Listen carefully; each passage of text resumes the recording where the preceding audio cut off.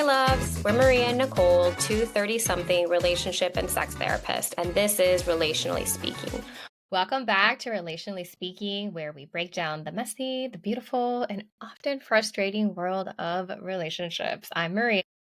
And I'm Nicole. And today we're starting part one of yet another 4-part series around communication. And I know that sounds so vague. And what is it that we're even talking about? Because communication is, I think, the number one reason couples go into couples therapy. So what does this really mean? We will be breaking it down into 4 parts that we run into the most often, which leads us to today's one partner tending to process a little bit more emotionally, right? So they communicate with their feelings, and their partner tends to process a little bit more logically.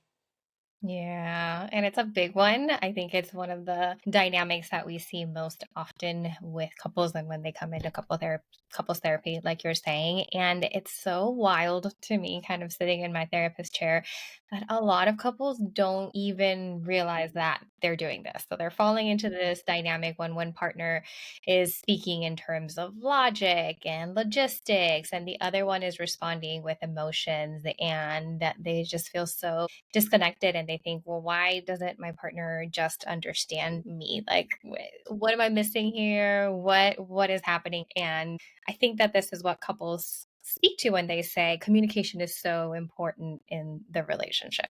Yeah.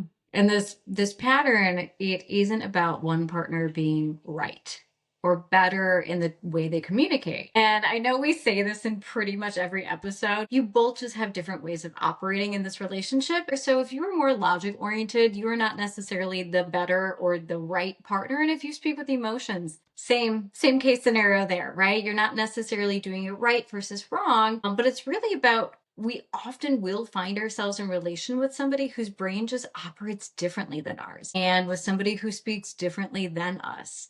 And so often we want our partner to lean into the way we speak, right? Rather than finding a system that works for both of us, that keeps both of our languages in mind.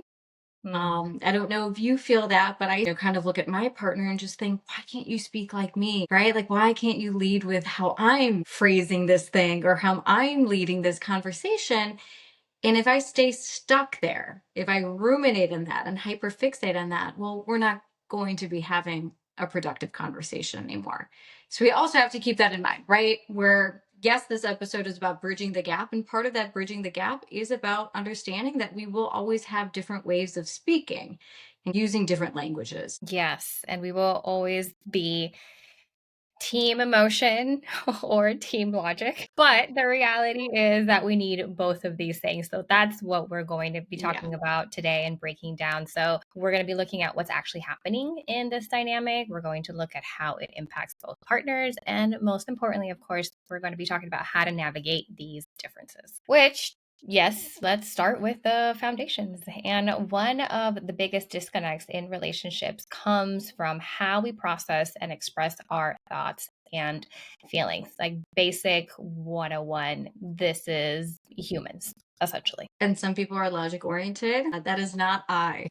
I am not logic oriented. But these individuals tend to lean on facts and solutions and efficiency, rational thinking. Like, let's get to the solution quick because we'll all feel better. And isn't that what we want? So they might jump into kind of what I would call like this fix it mode, right? My partner gave me this emotion. They gave me this thing that they're struggling with, and I'm going to jump in and fix it. I'm going to offer you a solution. So they're left brain dominant, which governs analytical thinking, objectivity, structured reasoning. So they're leading with a lot of facts over feelings, rationality, and viewing emotions as kind of secondary to the logical reasoning behind things. So they might say things like, let's look at this rationally. We just got to find a solution. Why are we still talking about this thing if there is no solution? And I think we fall into logic mode for a few reasons. One, we might just be more inclined and towards that orientation, just more naturally logic oriented. Maybe we had to be this way in our family of origin. And it really worked there, right? Like operating in logic meant less conflict. And so we automatically assume it's going to work here too in my relationship with my partner. Two, personal discomfort with things being left unsolved and low tolerance for uncertainty. So let me jump into fix it mode because I personally struggle with not knowing where we're going or what's happening or what the solution to this thing is. And three, caring really deeply about our partner, right? We like hate seeing them struggling and hurt and in a state of distress. And so we might naturally just jump in. My guess is it's probably a combo of all three of what we're doing, maybe some other reasons I didn't name. But yeah, that's setting up kind of what this logic mind looks like, facts over feelings. Yeah. As I'm hearing you speak, I know that I'm very much this emotion oriented communicator, but I'm also very logical. And sometimes I'm like, all right, we're done talking about the feelings. Like, we need to figure out where to go next. Like, I almost kind of have a little bit of a timeline on emotions because I feel like there's only a certain amount of time that we can talk about emotions before we get into the logic of things. I don't know how you are, whether you're kind of how you balance the logic and how you bring in the emotion, or opposite, how you bring in the logic into the emotions. You know what? It's so funny because I led with I'm very much emotionally oriented. I think I am emotional. I think I feel deeply, but actually, I do think I sway how I deal with conflict is more logic. Mm-hmm. I can even think, and this is such a small example, but my husband, had said something to me yesterday around I do art in our office and it usually stinks. It reeks of really hazardous materials. And he said, hey, I'm like really struggling in our office. Like I need to find another way to deal with all of your art supplies. And instead of kind of tending to his emotion of he was struggling and he was frustrated and he didn't know what to do, I was like, okay, cool, let's clean out your closet and then we could put my stuff in there. Like I just jumped to solution. I was like, we're not dealing with your frustration with me. I'm going to offer you solution. Yeah. So maybe I'm more logic oriented. Maybe I just want to get it fixed. Interesting, because sometimes it does require that fix it, right? Like, I Yeah. think maybe there is no emotion around the paint and all of those things. It's just like, all right, we just got to solve it. Yeah. Different kind of situations call for different things, but let me just talk a little bit about the emotion Mhm. oriented communicators who focus on those feelings, on the experiences, on that emotional validation and attunement. So they often prioritize emotional connection over solutions, and they express their emotions outwardly, often seeking some sense of reassurance. So that might sound something like, I don't need a solution. I just need you to hear me out. And you're not understanding how I feel. Something along the lines of, this is more about than just fixing the problem. It's about feeling supported. So there's definitely this need to connect, to have some sort of response from the other partner where they feel like, I'm not here alone. You're here with me. I'm not having this emotional reaction by myself. I'm not feeling abandoned. It's the am not alone, or at least that's kind of how I like to feel, or how I like to think of it when we're talking about emotions. It's like, I'm sharing something. Is it just me? Is it just me? Can you come meet me? Can you come be in this place? And often I do think that it's misconstrued as like, oh, you just want to throw a pity party, or you just want to be in your feelings and you want to complain. No, I genuinely just want to feel less alone in this emotional thing that I'm going through. And again, different situations require different emotional responses. And again, going back to your example with Spencer, maybe the art supplies didn't require such an emotional escalation. And it was like, all right, cool, dude, we're just going to do that. But there are moments where there is no clear cut solution. And all we've got is the emotion. All we've got is that feeling that this thing is bringing us, or that we're kind of going through. Yeah, I think you might be right about the art supplies. Probably didn't have to hold space for really intense emotions. Probably just could have offered a solution. But what you're saying makes me think of Sue Johnson. So, creator of emotionally focused therapy, rest in peace. She was a wonderful clinician. Yeah. But she used the phrase or the acronym ARE. So R, and essentially her biggest thing was like, are you there for me? Is essentially what we're asking our partners all the time. And R stands for, are you attuned? And are you responsive? And are you engaged? And as you're going through this emotionally oriented, kind of partner, I think that's essentially what they're asking. Are you there for me? Do you see me? But this is where that clash happens, right? That we're really getting at here is the logic partner might feel like some of these emotions are irrational in some cases, disproportionate, overwhelming. The amount of times I've heard in couple spaces, one partner says that feels really disproportionate to the situation. And the emotional partner feels dismissed and unheard, right? You just tried to solve my emotion with a fix, or you just dismissed it as being too much, right? Yeah, and we can all agree with that feeling of that too muchness. And the research actually backs this up. So there's a study published in the Journal of Marital and Family Therapy. They found that couples who struggle with emotional validation, meaning that one person doesn't feel like their emotions are acknowledged, they're more likely to experience higher levels of conflict and lower relationship satisfaction, which makes a lot of sense. Yeah. Yeah. I mean, I think that is core to this whole first part of this series is the validation piece, and we'll get more to that in Mhm. a little bit. But I am curious for you as a marriage and family therapist, what happens when the logic oriented person is trying to meet more of the emotional partner with validation and it just feels empty still to the partner who's emotional? So, partner B, logic, is trying to offer validation, saying, I see you, I hear you. Wow, that sounds like that sucked. Like, man, that sounded awful. What happens if it's not enough? That validation, that attunement is just not enough for the emotional partner. That's interesting because two things come up. One is that when I'm in couples therapy, I'm trying to teach partner B how to be more emotionally attuned. And of course, it's super clunky. They're just like a little robotic and then trying to like put these words together. And so it feels inauthentic at first because they're not used to it. So it is very much something that they have to practice. It's something that they have to be kind of doing on at doing it frequently so that it feels a little bit more, Natural. yeah, natural. That is exactly the word. So that's the first thing that I think about. And then two, it is that maybe sometimes partner A is having a really hard time with that self regulation, that no matter what the other partner does, there's really nothing that you can say. There's really nothing that you can do because that partner is having such a hard time regulating themselves and emotionally being present or being able to kind of handle that's what's coming at them, that sometimes there is nothing that you can say at that moment that is emotionally attuned. I don't know if that happens to you as well.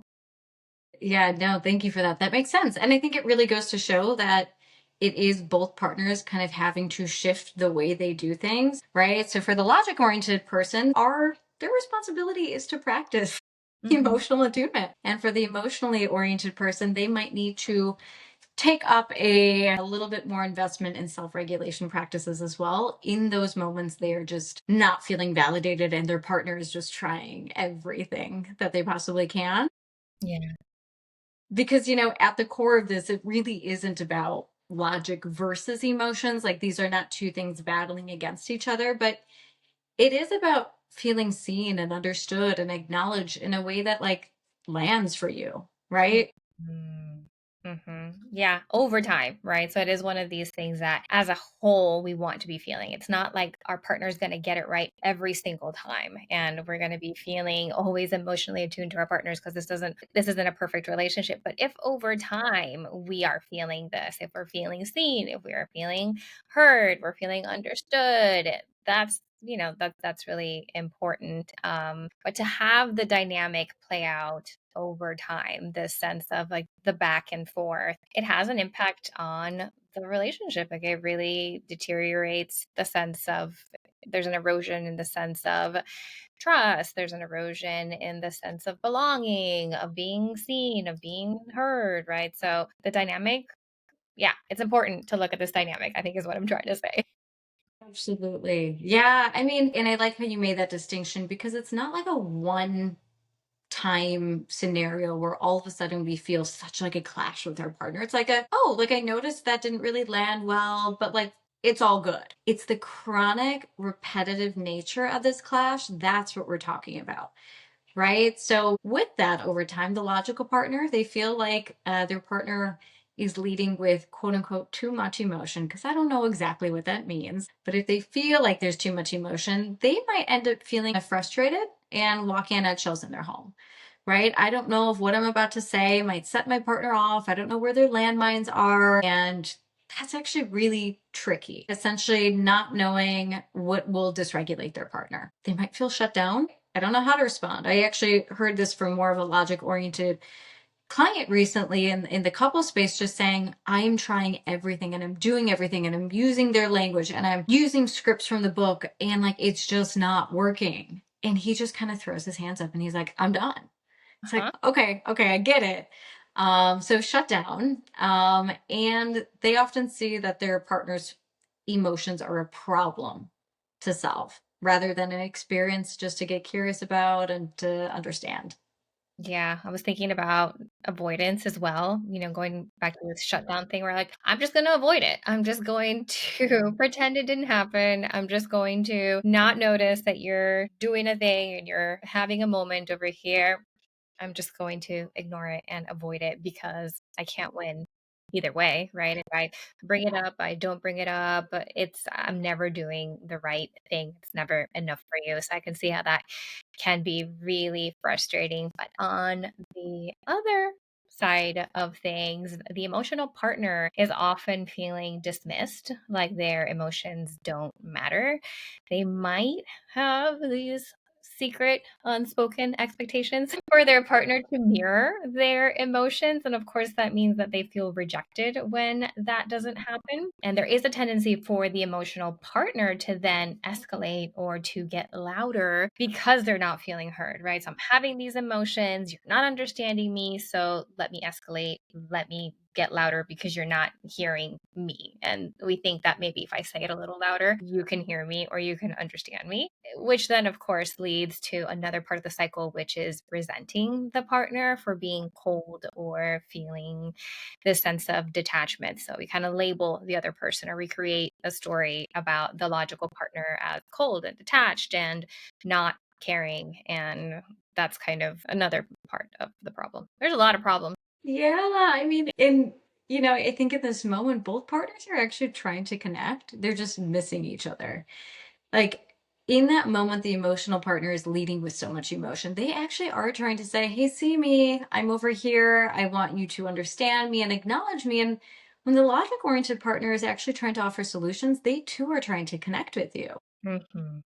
In most cases, I can't speak on all, but in most cases, I think partners are genuinely trying to offer a solution because they hate seeing you in a state of distress. And it reminds me too of this whole kind of goal of we're both trying to connect, but we're doing it in different ways. Is I think often the emotionally oriented partner wants to talk about the conflict right then and there. Like, we've got to solve this now.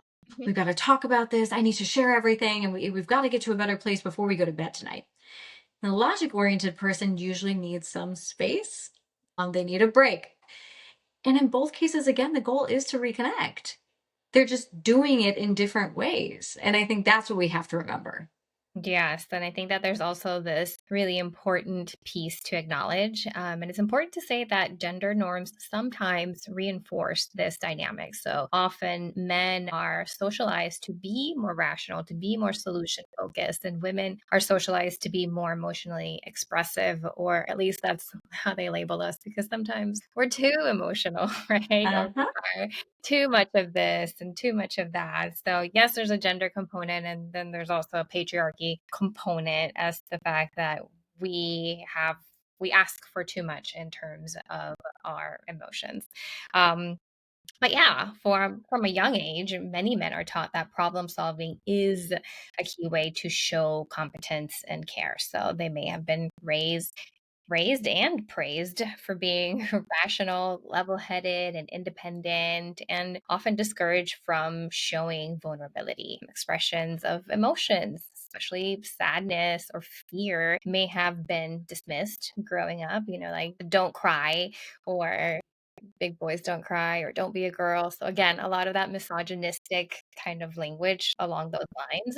I think that culturally speaking, masculinity is often linked to the sense of control, of reasoning, of pragmatism, and it leads to some men feeling uncomfortable or unequipped to engage deeply with emotions, their own and also their partners. And so it makes sense why in relationships men can lean on this tendency to jump into fix it mode, because solving problems is seen as the best way to offer support. This is how we do it. This is my protective nature. I'm the provider. I provide answers. I provide solutions. And so it obviously matters, because if that is the blueprint, if that is what is to some extent culturally and socially expected of you, then it's going to be a struggle when the partner shares emotions, not because he doesn't care, but because he doesn't know how to respond in a way that feels effective or useful or, not foreign to him, I'd say. And again, these are very stereotypical gender norms speaking in generalities, and doesn't apply to everything or everyone. So now that we understand the problem and kind of these foundations and all the layers to this, let's talk about solutions. Let's be pragmatic. Let's figure out what to do next, because, yeah, just communicate better. Not the most helpful advice. There's no real way to just send people along their merry way and be like, oh, yeah, go communicate better with your partner. That it's just not going to help anybody. Let's break it down. And I think number one is my favorite step. And we don't do this, I don't do this nearly enough, but it's slowing down and validate before responding. Not only responding, but problem solving, offering your own emotional experience in response to your partner's emotion. Slow down, and you've got to validate the initial thing first, right? So when your partner comes to you and says, man, like my boss is being such a dick. It's been so hard at work. I just don't know what I'm going to do. I'm miserable. I might need to find a new job. There's like a lot in there. And I'm sure there's some solution at the root of all of this, but your partner's not going to hear that. They're an emotional mind, which means the part of their brain that is rational and logic focused is literally offline. Like biologically speaking, is just offline in this moment. And so we're going to want to first attend to that very emotion they named. Oh my God, this sounds terrible. Like, this Mhm. sounds awful. Yeah, your boss does sound like a dick. It's validating that first. Yeah. And I think with that is kind of that perspective taking, which is literally put yourself in your partner's shoes, because you're not having an emotional reaction to it, because you're not in it. Like, you're not feeling a thing about it. So, of course, the first thing that you want to do is solve or fix from this very rational place, because it didn't happen to you. You're not actually feeling the thing that this person is feeling. But what would it look like to, if within this slowdown you were able to be like, oh, okay, like how have I felt in previous situations where I've felt like somebody wasn't listening to me, or I felt slighted, or I felt dismissed, right? That pause allows for you to have empathy for your partner, to have compassion for your partner, and it really shifts the dynamic. It shifts the I'm here. It's the ARE that you were talking to us a little bit about, the acronym. It does show I am with you. I am attuned. I am responsive. I am feeling this empathy for you. So putting yourself in that person's shoes and having just a tiny bit of that emotional connection with them, feeling it, because that's so important to feel, and to kind of understand that, yeah, we'll find the solutions, but there's also time for that first step. I offered this to actually a couple yesterday, Ooh. where one of the partners was really having trouble actually validating her partner. It was like impossible in the moment. And in this step, so step one, slow down and validate. If you truly cannot get there, let's say you're feeling defensive, let's say you feel really anything besides empathy and validation in that moment, you're better off naming that, taking a pause, a break before leading with defensiveness. So what that can sound like is, I hear you, but I'm noticing actually as you're saying that, like, I'm kind of getting defensive and I feel something in me. Can I come back to this later with you so I can actually like hear you out? But I can't go there in that moment. Yeah. I know it sucks as the partner sharing to be put on pause and to be put on hold. Like that sucks, but it's way better to be put on pause than to be verbally invalidated by your partner. So if you literally cannot validate, one, get curious as to why. Yeah. What's making this hard to empathize with your partner? Huh? But definitely pause, take break, come back. If you cannot offer validation, a pause is way better than leading with defensiveness. Yeah, I like that question. What's making it difficult for you to connect with your partner and have empathy for them? You're probably feeling some sort of resentment. You're probably feeling like you deserve this, or, oh, now you know how I feel, right? So if that inner Yeah. dialogue is also coming up, get super curious about that, because if you're having a hard time feeling this empathy for your partner and what they're going through, that's also something to discuss. Like there's Mm.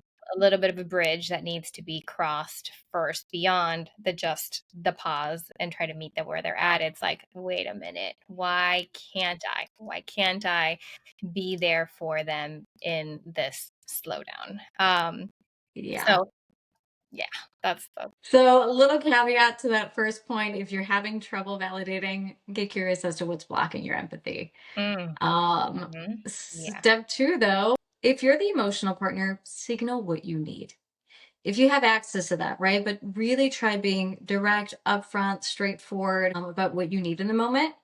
Are you looking actually for a solution sometimes? That's possible. Are you just looking for an ear, right? But I think so often we start sharing and we're speaking, and our partner who's logic oriented is going to operate and respond in the way that they naturally know how to. So if you need something different, it's also your responsibility to say, I actually don't need a solution. I just need you to hear me out.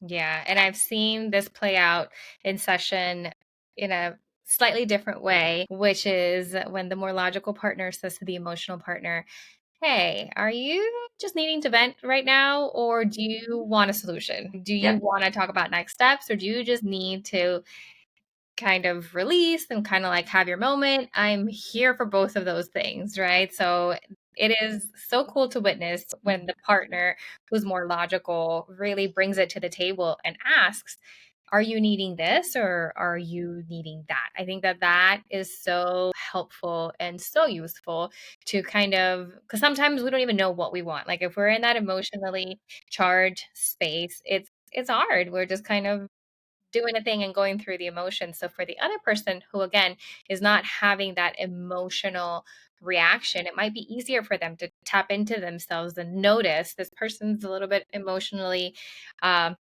heightened. So let me just ask and be logical and be rational and say, do you need this or do you Yep. need that? Right? So that's also a really helpful way of checking in with the partner that is having the emotional buildup. I love that. That it's kind of on both. If you're the emotional partner and have access to like knowing what you need, amazing, say it. And also the partner receiving it can do some asking as well.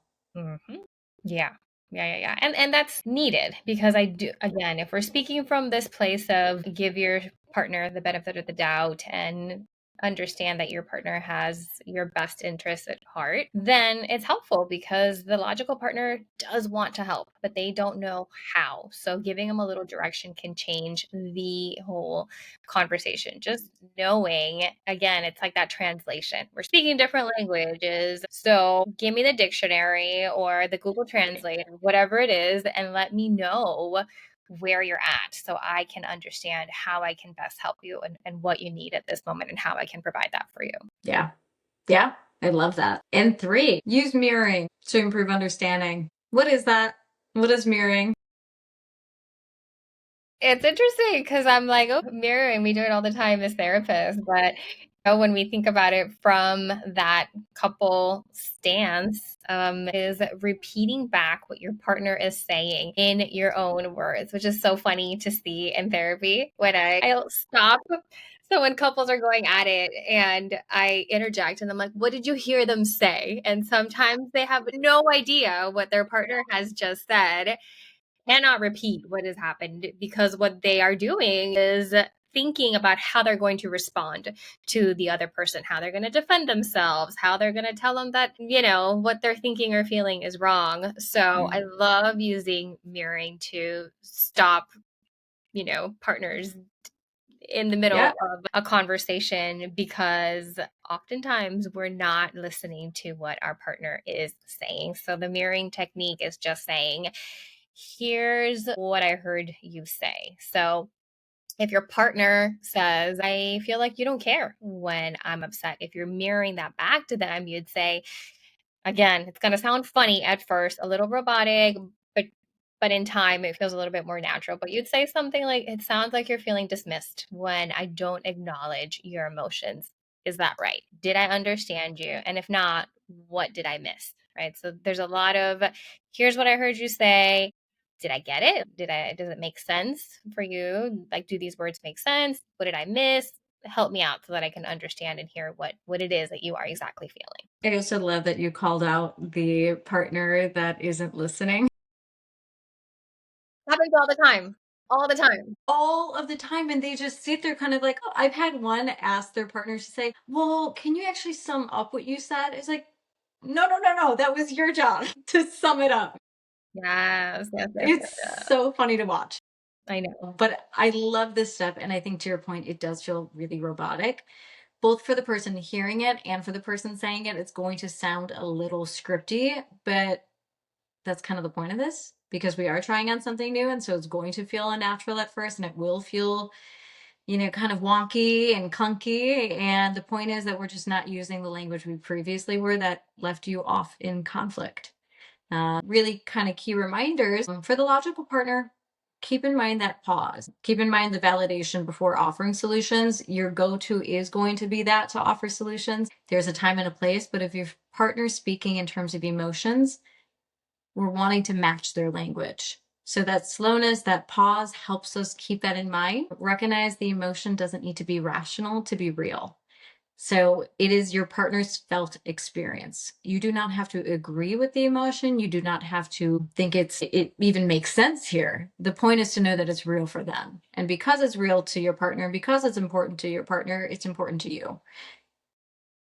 And thinking about how this idea of like right and wrong, right? Kind of like removing that right or wrong from that as well. Just, they are entitled to have a certain perspective. They are entitled to have a certain feeling about it. Probably is not the same as the one that you would have. And that is okay. You don't need to be in agreement with this. It doesn't need to be rational to be real. I love that, because again, if you are the rational partner, you're like, this doesn't make any effing sense. And so because I don't get it, I'm going to be dismissive about it. And that is possibly the worst thing that you can do.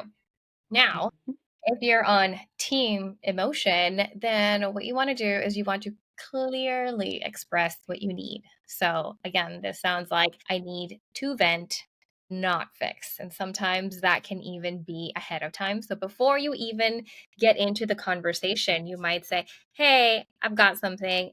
By the way, do not need you to fix this. I'm just going to vent for a bit, and I'm going to be a little petty, and I'm going to complain a little bit, and that's it. Like, I don't need you to fix it. I don't need you to solve any of this, but I'm gonna let you know like where I'm coming from." I think oftentimes we just kind of start the conversation and kind of run with it.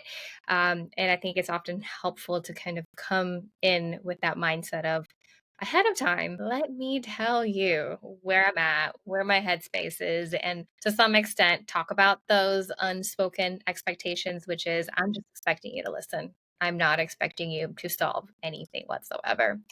Um, Within that sense of control, we want to allow our partners space to process before demanding this emotional response. So just because this is what we need, it's not a demand, right? Your needs are just your needs. You do not get to demand them from your partner. And I demand that you offer me this emotional response, which might come hard to them. It might be very difficult for that to happen. So allow for them to have that space to kind of even process or to think about it, or to give them the space to say, I don't even know how to respond to that. That's also okay. I think that's part of the slowdown and the pause that we were talking about, which is, it's okay to not know. But I hear you and I am listening. Again, maybe a little bit more of that mirroring would be great. I don't know how to respond, but here's what I'm hearing you say. Because when we are in this emotional state and we feel unheard or we feel unseen, we have this tendency to escalate.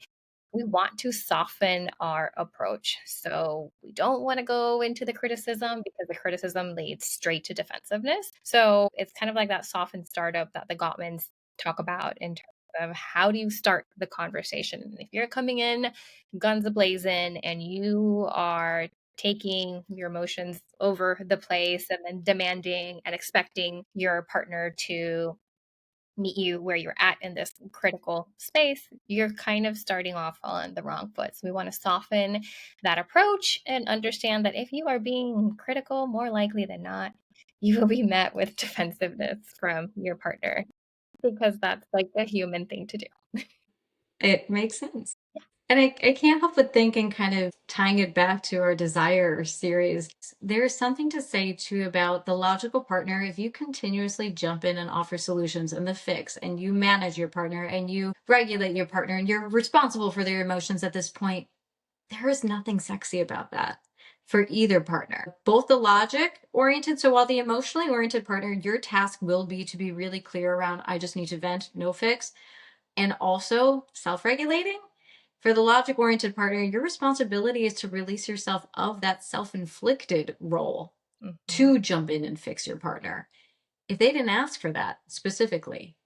Right. So I'm just thinking back to kind of the ways in which we feel desire or loss of desire. And one of the ways we usually lose desire is when we see that our partner is no longer autonomous and does not have agency. And you also have to look at the ways in which you're contributing to their loss of agency when you are constantly fixing shit. I love that. I think it is easy to fall into those dynamics. And I want you to have this sense of agency, but let me come in and fix this. Let me come in and be the knight in shining armor. And then, the other part of that, or two sides of the same coin, is the save me. Like, I need you to take this away from me at times. So it's so interesting how these things and these dynamics don't just apply to this communication, but as you're saying, apply to this desire and apply to a lot of the things that we talk about throughout our lives. And I truly believe that we usually find ourselves in a relationship with somebody who has access to more of one thing that we are lacking. I know my husband has more access to rationality and logic and solutions, and he's great. And I have more access to emotions. If we were both coming at each other with logic, we'd be in debate mode constantly. And if we were both coming at each other in emotions, we'd be in a state of heightened sensitivity nonstop. So also appreciate the balance as much as we hate sometimes the differences. There's spots to appreciate. Yeah. So before we wrap up, we love leaving you with some questions. Feel free to answer them for yourself, bring them to your partner over date night, but tune into kind of what communication style do you naturally lean toward? Logic or emotion? And how do you know? Right? What are the cues in these interactions that let you know that you're more logic or emotionally minded? And I think that we can think about that almost like on a spectrum. So it's not like how we've been framing it, which is like, are you team emotion or are you team logic? Although it's like super catchy because you're on team relationship, not, team either one, but it's almost like you're on a spectrum, right? And sometimes we lean towards the logic more, we lean towards the emotion. And depending on the situation, we find ourselves kind of oscillating between these two things. So more than seeing it as a either or, kind of like when do I find myself leaning more or when do I find myself leaning more into the emotions? I think that kind of helps it a little bit more because I don't see myself as this either or. I definitely find the I'm emotional, but we're done talking about the feelings and let's get shit done. So that kind of resonates a little bit more with me. Thank you for that distinction. That makes so much sense. There are some days where I'm like, let's get shit done, and other days I'm like a pool of tears on the ground waiting to Yeah, be picked up. I've got nothing. I've just got emotions. And, those moments when I think that I'm in pure emotion, I think I don't have the resources, right? It's almost Yeah. like I don't have the resources to even see this in a logical way because it feels helpless, hopeless. And so all I've got is emotion. And when do you feel most unheard by your partner? And when do you feel heard? Specifically, how do you know the difference? Is it something they're doing? Is it something you feel inside of you that's happening? What is going on? Like if you were flying the wall watching your interaction, how do you know when you're unheard versus heard? Yes, that is a good one. I'm actually gonna have to think about that one. Like, how do I know that I'm being heard? How do I know that I'm being unheard? I think that that one is a deep one. Sit and journal with that one. And lastly, how can you personally communicate your needs in a way that helps your partner respond better? So that's where we take a little bit of that like personal responsibility, right? So again, how can I communicate in a way where I'm giving my partner, my logic oriented partner, the opportunity to actually meet me where I'm at? Yes, and that's that self accountability. It isn't, this is all on them to be more like this and for them to meet my needs. It's okay, how do I set them up for success? How can I provide feedback or information that allows us to communicate better, because we are a team relationship, and we're making this thing work and we're figuring it out together. And of course, the big huge reminder here, you're both bringing something super valuable to the conversation. Logic provides clarity and stability and grounding, and then that emotional component brings that depth and connection. So you cannot have one without the other. I mean, I guess you could, but not very enjoyable, like you said, to have two partners who are very logical and robotic and just kind of like problem solving through life. And then they're very emotional duo, which like never gets anything done because they're just, talking about their feelings and emotions all day. Like, you cannot be on these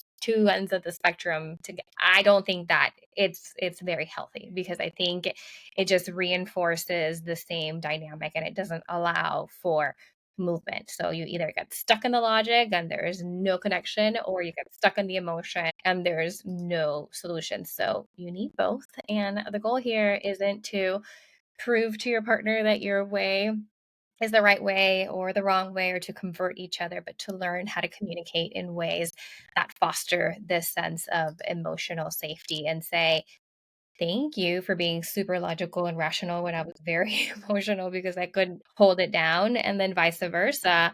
Thank you for the emotional conversations that allow us to connect and to go more in depth, because I was, in the future solving problems for us, and I wasn't here. I wasn't attuned. I wasn't being present with you.